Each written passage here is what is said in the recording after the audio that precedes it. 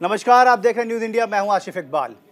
आज हम आपको एक ऐसी शख्सियत से मिलवाने जा रहे हैं जो जल्दी टीवी पर नहीं आते, जो टीवी पर आकर बात करना नहीं चाहते।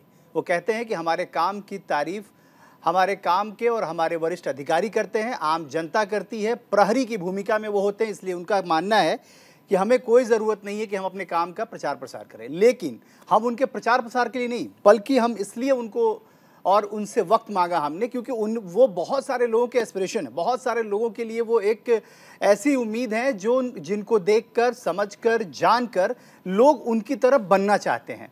जी हाँ, 2003 बैच के आईपीएस अधिकारी और गाजियाबाद के पहले पुलिस कमिश्नर अजय मिश्रा जी की बात कर रहे हैं हम। वो किसी परिचय के मोहताज नहीं है।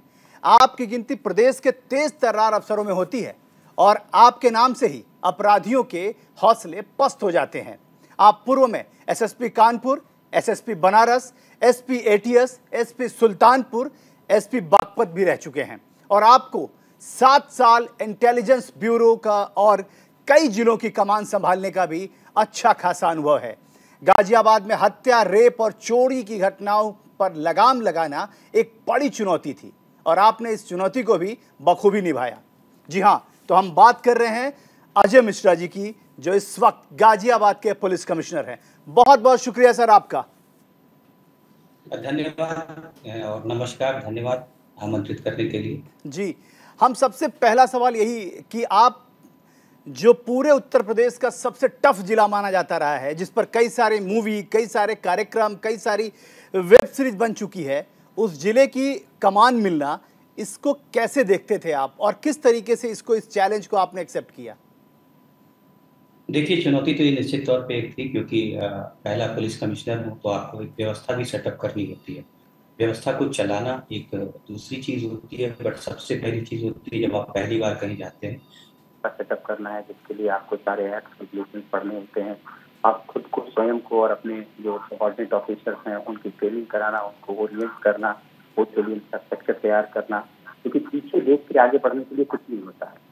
तो उस हिसाब से चुनौती बहुत था, बट फॉर्चुनेटली मैं कह सकता हूँ कि जो मेरी टीम है, बेस्ट ऑफिसर्स हैं मेरी टीम में, और हर एक फ्रंट पे जब भी ऐसी चुनौती आई है, जब भी कोई प्रोफेशनल रिक्वायरमेंट पड़ी है, लगातार पिछले 10-11 महीने से वो डिलीवर कर। बिल्कुल, आपने जैसे ही मतलब जिस समय आपको ये जिम्मेदारी दी गई, कहा यह गया कि मुख्यमंत्री चाहते थे, मुख्यमंत्री की ये पहली पसंद हैं आप। क्यों? क्योंकि आपके काम को उन्होंने देखा है, समझा है, जाना है और इसीलिए उन्होंने सबसे टफ टास्क, सबसे सफल और ये आप कह सकते हैं कि सबसे सहज शख्सियत को दिया। तो आपको गाजियाबाद, क्योंकि मैं बार बार इसलिए कह रहा हूँ क्योंकि गाजियाबाद को जितना हम लोगों ने समझा, जाना था, आज तक यही जाना है कि वो जिस तरीके का एनसीआर के बगल में होते हुए, दिल्ली एनसीआर के बगल में होते हुए वो जिला था जहां सबसे ज्यादा परेशानियों का अंबार लगा रहता था। देखिए, निश्चित तौर पे अगर हिस्ट्री में जाएंगे तो काफी ट्रबल्ड हिस्ट्री रही है, उसमें कोई शक नहीं है, और फैक्ट्स भी देखेंगे तो निकल के आएंगे कि बड़ी ट्रबल्ड हिस्ट्री रही है। उसका बहुत सारे रीजंस भी हैं, क्योंकि यहाँ सबसे ज्यादा माइग्रेंट पॉपुलेशन है। जब माइग्रेंट पॉपुलेशन होती है तो सोशल बॉन्डिंग नहीं होती है, एक दूसरे से रहने वाले लोग जानते नहीं। उसके अलावा इंडस्ट्रियल सिटी है, जहाँ भी इंडस्ट्रियल सिटीज रही है वहाँ पे एक्सटॉर्शन से लेकर तमाम तरीके की समस्याएं रही हैं। तो पॉपुलेशन डेंसिटी यहाँ से सबसे ज्यादा है, पॉपुलेशन आज के में सबसे ज्यादा है, और उसी हिसाब से क्राइम से, लेकिन पिछले कई सालों से धीरे धीरे लोगों में परिवर्तन आ रहा है। और अभी जब व्यवस्था चेंज हुई है, पद या व्यक्ति चेंज हुई, व्यवस्था ही चेंज हो गई। 11 महीने पहले जो नोटिफिकेशन हुआ और यहाँ पे कमिश्नरेट सिस्टम इंट्रोड्यूस किया गया, तो व्यवस्था चेंज की गई, और व्यवस्था चेंज होने के पहले जिस काम को करने के लिए एक अधिकारी हुआ करते थे, किसी को 5 लोग मिलकर कर रहे हैं, तो सबकी शेयर्ड रिस्पॉन्सिबिलिटी है, सबके अपने अपने एरिया ऑफ रिस्पॉन्सिबिलिटी है, सबको पता है कि क्या करना है, क्या नहीं करना है। और उसका जो सबसे पॉजिटिव आउटकम आया है कि जितने भी ऑब्जेक्टिव पैरामीटर, सब्जेक्टिव तो कोई कुछ नहीं कह सकता है कि उन्होंने ये कर दिया, वो कर दिया, लेकिन जो ऑब्जेक्टिव पैरामीटर्स हैं जिसकी मॉनिटरिंग के लिए माननीय मुख्यमंत्री जी ने एक सीएम डैशबोर्ड बनाया, और जिसमें पुलिस से रिलेटेड जितने ऐसे पैरामीटर्स हैं उसका लाइव फीड जाता है, और इसी के बेस पे एक टैलेंट रैंकिंग होती है कि आप किसमें परफॉर्मेंस कर रहे हैं। तो अगर आज की डेट में इस वक्त 22 अलग अलग पैरामीटर पे डैशबोर्ड पे पुलिस को व्यक्त किया जा रहा है, 22 अलग अलग पैरामीटर पे, और 22 पैरामीटर में से 14 पैरामीटर में हम सबसे आगे हैं। तो उत्तर प्रदेश है, इतना बड़ा प्रदेश है जहाँ 75 जनपद और कमिश्नरेट है, और अगर 22 पैरामीटर में से 14 पैरामीटर में अगर मैं सबसे आगे हूँ, हमारी गाजियाबाद पुलिस सबसे आगे है, तो निश्चित तौर पर ये इंस्टीट्यूशनल चेंज हुआ है। और जो हमारी टीम ऑफ ऑफिसर्स हैं, उनका जो कमिटमेंट है, हार्ड वर्क है, वो इसके लिए जिम्मेदार है। बिल्कुल, ये कहा यह जा रहा है कि उत्तर प्रदेश में अब नई सिस्टम बनी हुई है, वो तमाम जिलों को मॉनिटरिंग किया जा रहा है। पुलिस के महकमे को और पुलिस जो जिले हैं उनकी पुलिस की कार्यविधि को समझने के लिए, उनके कार्यप्रणाली को समझने के लिए अब मॉनिटरिंग हो रही है बाज़ाब्ते। अब ऐसी चीज़ें हो रही हैं जिसमें कहीं भी किसका क्या ग्राफ है, किस तरीके से वहाँ पे है, सिर्फ अब पेपर में ढांचा नहीं है, ये डाटा सिर्फ पेपर तक सीमित नहीं है, बल्कि अब डिजिटलाइजेशन के बाद वो लगातार उस ढांचे को देखते भी हैं, लोग मॉनिटर भी करते हैं। उस मॉनिटरिंग पैरामीटर में आप आपके ज़िले में क्या चीज़ें डेवलप हुई हैं और उस पैरामीटर में आप कहाँ हैं? जी हाँ, पहले क्या होता था, अमूमन जो हम लोगों का असेसमेंट होता था उस डेटा पे बेस्ड होता था, जिसको हम डाक के थ्रू भेजते क्वार्टर। तो कई बार वो डेटा इनएक्यूरेट होता था, जिसकी वजह से ऑब्जेक्टिव असेसमेंट नहीं हो पाता था। दूसरा, पैरामीटर्स क्या है, क्योंकि पहले से वेल डिफाइन नहीं थे। ये जो पैरामीटर्स हैं और डेटा की फीडिंग हो रही है, वो सीधे सिस्टम से कनेक्टेड है। क्राइम से रिलेटेड जो भी डेटा है, हमारा पोर्टल है जिसको करीब 8-10 साल पहले लॉन्च किया गया था, तो सीधे वो थाने के ही कंप्यूटर पे जो पोर्टल पे अवेलेबल डेटा है, उसी से सीधे वो डेटा उठाता है। उसी तरीके से सीआरबी का डेटा काट कर सकते हैं, तो जो डायल 112 का हेडक्वार्टर है, वहां से डायरेक्ट वो डेटा सिस्टम से लेता है और उसी के बेस पे आपकी डायनेमिक रैंकिंग होती रहती है। आपको मंथली बेस पे या क्वार्टरली बेस पे अपने एंड से डेटा नहीं भेजना होता। दूसरा, क्योंकि डेटा सिस्टम से लिया जाता है जिसमें कोई इंटरनेट नहीं है, तो डेटा की सेंसिटिविटी बनी हुई है। जो भी आपकी रैंकिंग आ रही है, अच्छी परफॉर्मेंस आ रही है या बुरी परफॉर्मेंस आ रही है, वो पूरी तरीके से ऑब्जेक्टिव है, उसको छिपाने को कुछ नहीं है। तो ये आप मानते हैं कि इससे कहीं ना कहीं से जो पुलिसिंग कार्यप्रणाली है उसमें बहुत बेहतरी हुई है, वो एक अच्छा, और ये पूरे प्रदेश में इससे बेहतरी हो रही है। क्योंकि कई बार आप अच्छा काम करते हैं लेकिन शायद इस तरीके से प्रोजेक्शन नहीं होता। कई बार होता है कि आपका काम खराब है लेकिन समहाउ आप मैनिपुलेट कर देते हैं चीजों को, तो इससे सिस्टम की ट्रांसपेरेंसी है और सबकी मॉनिटरिंग हो रही। सबसे बड़ी बात है कि सबको अपने पैरामीटर्स पता है कि पैरामीटर्स हमें डिलीवर करना है क्या है। अभी हमें पता ही नहीं रहता था कि हमारी प्रायोरिटी एरिया क्या होगा। आज की डेट में ये सबको पता है, तो उस हिसाब से हर आदमी मेहनत कर रहा है, सभी जगह मेहनत कर रहे हैं और अच्छे परिणाम भी आ रहे हैं। और ये सिर्फ पुलिस के लिए नहीं हुआ, इनफैक्ट ये उत्तर प्रदेश के सभी विभागों के लिए हुआ है। जहाँ तक मेरी सूचना है 590+ में फ्लैगशिप प्रोजेक्ट जुड़े हुए हैं और 50+ डिपार्टमेंट चले हुए लेते हैं, जिसमें अपना गृह विभाग भी एक विभाग है जिसमें ये पुलिस के पैरामीटर। तो आपको लगता है कि ये जो चीज़ें हो रही हैं, मतलब मैं इसलिए पूछना चाह रहा हूँ कि क्या जो चैलेंज थे, जो जैसे आप गाजियाबाद पहुँचे और जिस तरीके से एक नया कमिश्नरेट आपको मिला और तमाम तरह की जिम्मेदारियाँ मिली, तो उसको कैसे आपने अपने तरीके से अगर टीम वर्क किया, क्या फेज वाइज किया, कैसे उस मुश्किल टास्क को, अगर क्योंकि लोग जानना चाहते हैं कि आखिर गाजियाबाद को जो कल तक क्राइम सिटी था आज वो सेफ सिटी के नाम से अगर जाना जा रहा है, तो उसके पीछे आपने कैसे उसको तय किया, उस रूट को कैसे आपने तय किया, रूट मैप कैसे बनाया, किन कौन कौन सी चुनौतियां आपको ज्यादा सामना करना पड़ा, अगर आप बता सकें तो। देखिए, क्योंकि इस नए सिस्टम में मैंने बताया कि इस काम को करने के लिए एक ऑफिसर से 5 है। जो पहला मैंने टास्क हर एक आदमी का उनको किसको क्या काम करना है, क्या है, ये लेवल से ये आपका मैंडेट है, ये आपका मैंडेट है और ये आपका मैंडेट है। नंबर 1, किसी ऑफिसर या नीचे के लेवल से कोई कंफ्यूजन नहीं है कि ये वाला जॉब किसका जॉब। नंबर 1। नंबर 2, जब आप किसी को रिस्पॉन्सिबिलिटी देते हैं तो आपको उसको अथॉरिटी देना होता है, बिना अथॉरिटी के रिस्पॉन्सिबिलिटी नहीं करती। तो जो दूसरा असाइनमेंट काम की जितने हमारे सबऑर्डिनेट करते हैं, सबको उनके रैंक से अकाउंटेबिलिटी अथॉरिटी जो कर देती है। प्रैक्टिकली आप देखेंगे तो सारे डिसीजन हमारे लेवल से आके खत्म हो जाते हैं। डीसीपी को एक इंडिपेंडेंट डिस्ट्रिक्ट बनाया गया सिस्टम है, पुलिस डिस्ट्रिक्ट बनाया गया, तो उनको सारी वो पावर एक पुलिस अधीक्षक के पास होती है।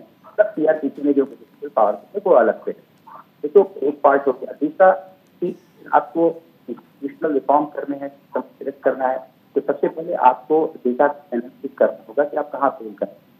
जब तक आप थॉरो एग्जामिनेशन करेंगे इस तरीके से कि जैसे बीमारी तक आप डायग्नोसिस नहीं कर तब तक आपको बीमारी सिस्टम की एनालिसिस की मेरे पास, क्योंकि बहुत सारे डीसीपी मेरे पास अवेलेबल है, तो मेरे पास समय भी रहता है सारा डेटा एनालाइज करूँ, कहाँ पे किस फील्ड में रह रहे हैं, नेशनल रीजन क्या है, ह्यूमन रीजन क्या है, और उसको फिर कैसे हम चेंज कर सकते हैं, कैसे इम्प्रूव कर सकते हैं। कि जो पॉलिसी एंड प्लानिंग और उसके साथ जो एनालिसिस का पार्ट है, उसमें मैं कह सकता हूँ कि मेरा इन्वॉल्वमेंट बहुत ज़्यादा है। और मैं एनालिसिस करता हूँ, फिर उसी हिसाब से पॉलिसी प्रिस्क्रिप्शन देता हूँ, और फिर मेरे जो कलीग हैं, जूनियर कलीग्स हैं, डीसीपी एसीपी हैं, वो उसको एग्जीक्यूट करते हैं। बिल्कुल। अभी हाल के दिनों में प्रधानमंत्री का दौरा भी था गाजियाबाद में और बहुत बड़े एक परियोजना का उद्घाटन करने वो पहुंचे थे। तो वो बहुत बड़ा चैलेंज था क्योंकि माना ये जा रहा था कि गाजियाबाद जिस तरीके जहाँ पे उनका उनका प्रोग्राम था वो काफ़ी कंजस्टेड था, आसपास के इलाके में बहुत सारी तरह की चीज़ें समझ में आ रही थी। ऐसे अलग बात है कि प्रधानमंत्री का जब कार्यक्रम होता है तो तमाम चीज़ें ठीक कर ली जाती हैं, लेकिन उस ठीक को भी उसको दुरुस्त कर पाना बहुत बड़ा चैलेंज होता है। तो अभी उस चैलेंज से आप गुजरे हैं, कैसा था वो अनुभव? देखिए, वो एक्सपीरियंस की एक और खासियत बता दूं, ऐसे समय वो दौरा था जब रामलीलाएं चल रही थी, का प्रतिमाएं पंडाल में हुए थे। जो नवरात्रि का पीरियड होता है उसमें पुलिस पहले की ओवर स्ट्रिक्ट होती है, जिसमें आपके दुर्गा की पूजा के पंडाल लगे होते हैं, वहाँ पे आपको राउंड क्लॉक पुलिस का डिप्लॉयमेंट करना होता है। किसी जगह रामलीलाएं होती है, वहाँ आपको राउंड द क्लॉक पेट्रोलिंग करनी होती है। जहाँ जहाँ दिन में 25 की शोभा यात्राएं निकलती है, आपको प्रोटेक्ट करना होता है। तो पहले भी हमारा उनसे डिप्लॉयमेंट था, और उसके बाद सीबीआईसी प्रोग्राम इसमें जिनको सबसे ज्यादा सिक्योरिटी थ्रेट है, और उसमें एक पब्लिक रैली की कराना है, बहुत बड़ा चैलेंज है। बट फॉर्चुनेटली मैंने कहा टीम है, उस टीम में हर एक ऑफिसर को रिस्पॉन्सिबिलिटी पता है, और उसको अकॉर्डिंगली अथॉरिटी ने बहुत अच्छा काम किया, बहुत मेहनत की। और इसको अगर मैं ये बोलूँ कि मैंने अच्छा काम किया, नहीं, मेरे पास ऑब्जेक्टिव पैरामीटर की बात करता हूँ, तो जो सिक्योरिटी एस्पेक्ट है, जो के ऑफिशियल सीनियर ऑफिसर्स आए थे, तो सिक्योरिटी सर्वाइव कर रहे थे, उन्होंने के कॉन्फ्लिक्ट होने के बाद केवल बताई थी, सबकी बकायदा रिटन मैसेज किया। बहुत ही अच्छा अरेंजमेंट था। यहाँ के जनप्रतिनिधि लोकल से सबका था कि ये मतलब पहली बार इतने पीसफुल तरीके से, बिना किसी विशेष और बड़े स्मूथ तरीके से हुई। और इसके पीछे सिर्फ हार्डवर्क और हमारे सच्चा।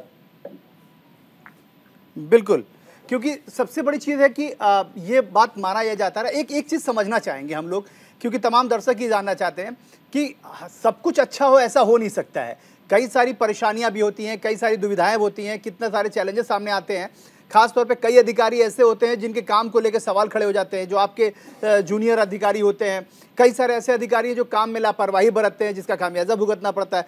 तो इनको कैसे पनिश किया जाता है, कैसे लाइन हाजिर किया जाता है, उनके पैरामीटर क्या होते हैं? जैसे पुलिसिंग को समझने के लिए एक बड़ा ही सिंपल सा लोग बोल देते हैं कि ऐसा काम किया इसलिए उनको लाइन हाजिर हो गया। तो क्या उसके भी कुछ पैरामीटर होते हैं या चीज़ें कैसे तय होती हैं? पहले जो पनिशमेंट का था, जो पुराने मॉडल में था कि डिस्ट्रिक्ट एसपी के पास ही सारी अथॉरिटी, जो व्यक्ति को बुलाएं हाजिर करना है, या उसके अगेंस्ट कोई डिपार्टमेंटल एक्शन इनिशिएट करना है, या उसको निलंबित करना है, या उसको टर्मिनेट करना है, इसका डिसीजन सिर्फ एसपी या एसपी लिया कर। क्योंकि ये कमिश्नरेट मॉडल है, इसमें सबसे पहला काम यही हुआ है कि डिसेंट्रलाइज कर दिया गया है। तो अब किसी भी कर्मचारी को सस्पेंड करना है, उसके अगेंस्ट डिपार्टमेंटल एक्शन लेना है, तो डीसीपी का अपना डिसीजन होता है, लेवल पर डिसीजन लेते हैं और उसको इम्प्लीमेंट करते हैं। तो लाइन हाजिर करने वाले के दूसरे जोन का मामला होता है, इंटरजोन ट्रांसफर को एडिशनल सीपी का अपना जुरिडिक्शन, तो सबको उनके हिसाब से एक चीज हम लोग जरूर समझना चाहेंगे, जिस तरीके से जी इससे मैंने किसी को निलंबित किया है, और मैंने उसको लाइन हाजिर किया है, इसको सारी अथॉरिटी मैंने। बिल्कुल बिल्कुल। आप इंटेलिजेंस ब्यूरो में भी रहे हैं, इंटेलिजेंस ब्यूरो में और मेन पुलिसिंग में क्या फ़र्क होता है, अगर आप बता सके तो? क्योंकि जो लोग जानना चाहते हैं, जो लोग देख रहे हैं, जो लोग समझ रहे हैं, वो अगर आपसे कुछ समझ सके, कुछ सीख सकें। पब्लिक प्लेटफॉर्म पर कर सकता। अच्छा, बिल्कुल बिल्कुल बिल्कुल बिल्कुल, मैं समझ सकता हूँ। नहीं, जो चीज़ें पब्लिक प्लेटफॉर्म में नहीं आनी चाहिए उसके लिए तो बिल्कुल भी नहीं, क्योंकि आपने जितना वक्त निकाल लिया यही हमारे लिए बहुत है। क्योंकि आपने जिस तरीके से, अगर हम क्योंकि आपका वक्त बहुत कीमती है, मैं समझ सकता हूँ, इसलिए बस एक आखिरी सवाल आपसे पूछ रहा हूँ कि अगर आप जो अपने तमाम कलीग को और जो बच्चे जो आपकी तरह बनना चाहते हैं, उन्हें आप क्या कहना चाहेंगे, किस तरीके से मोटिवेट करेंगे? अगर आप कुछ कह सके तो प्लीज़ आप। देखिए, ये कोई मतलब रॉकेट साइंस नहीं, बहुत छोटी चीज है, और कई बार सफल होने के बाद लोगों के बारे में ये परसेप्शन हो जाता है कौन जीनियस थे, और जब से उनका जन्म हुआ से उन्होंने अपना रोडमैप तय कर दिया। ऐसा होता नहीं। कई बार होता है कि हम अपने पोटेंशियल को रियलाइज नहीं करते हैं, हम क्या कर सकते हैं, हमारी कैपेबिलिटी हमें या तो हम ओवर एस्टिमेट करते हैं या अंडर एस्टिमेट, ज्यादातर मामलों में एस्टिमेट करते हैं अपने पोटेंशियल। तो और कमिट रही इस बात रिजॉल्व की, अगर इसने रिजॉल्व कर लिया है किसी को तो कुछ भी इम्पॉसिबल नहीं है। मैं अपने सबसे बैचमेट को देख कर बता सकता हूँ, मेरे बहुत सारे ऐसे बैचमेट्स हैं जो बहुत ही डाउन फैमिली बैकग्राउंड से आते हैं और बहुत ही आम बैकग्राउंड से आते हैं, एजुकेशन भी बहुत ही दूर दराज के गाँव में और सरकारी स्कूलों में और बिना किसी गाइडेंस के वहाँ तक नीचे की ओर का वो रिजॉल्व था, उनका कमिटमेंट था और पता का पोटेंशियल है। बिल्कुल, बहुत बहुत धन्यवाद आपको, बहुत बहुत धन्यवाद, क्योंकि मैं समझ सकता हूं कि आपका कितना कीमती वक्त है और आपने इतने बिजी शेड्यूल में जितना भी वक्त न्यूज़ इंडिया के लिए निकाला उसके लिए बहुत बहुत आभार और बहुत धन्यवाद अजय जी, बहुत धन्यवाद।